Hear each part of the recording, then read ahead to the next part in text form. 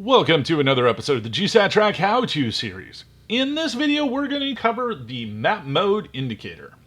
This is the new way that you can look at historical data on the portal itself.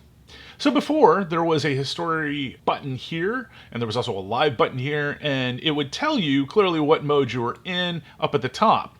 Now, the map mode indicator is a better way of doing this. First of all, you'll notice that, of course, we are in live mode. We've got the date range that we're looking at. We also can see the total quantity of assets that we're looking at. Now, just like the historical mode of past, when you had a set time, 1 hour, 24 hours, 7 days last month, the data was updated. So here now we can see how many positions we're in this time. And just like before, you're still able to come over to our map information panel and click on our positions, get all that information. That's all visible for us. In addition to that, we've added some slick features to understand and better manage your data. So if you are looking at a date range that's exceptionally large with lots of positions, that would potentially bog down your ability to view this information because the system would be loading all those positions and it might take some time. We've gone ahead and changed the process for doing that. Just like before, you can go in and put any range. I'm just going to put in the last 3 months. So I'm going to go back here to May 1st. Done. And I'm going to go to my calendar and hit show. Now, because there's so many positions, it's showing us that it can only show a max of 3,500 in a singular view. It doesn't mean that we can't look at them on the portal, and I'll show you how it changed. So now when I load the limited data, what it does is it creates pages of all the positions.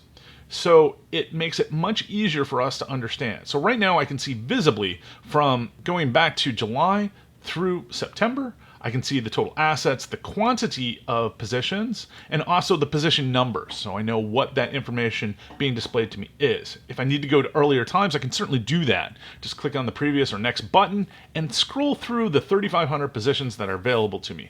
This will limit the impact on your experience, making it much easier to view your data without having to worry about the system slowing down or timing out. All that information is going to be there for you to see very quickly. So again, I can jump through those positions.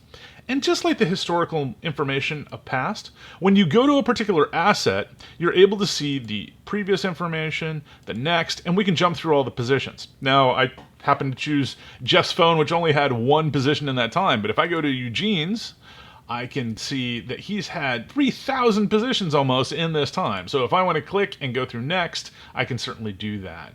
And this will only show me, again, the positions over the range that covers that 3,500. So he's going to be in here, and it does show us the quantity of positions that came in that time. He's had a lot of information going back and forth. And so all of the same information that you have been accustomed to from the historical mode is here. It's just easier for you to get and easier to manage.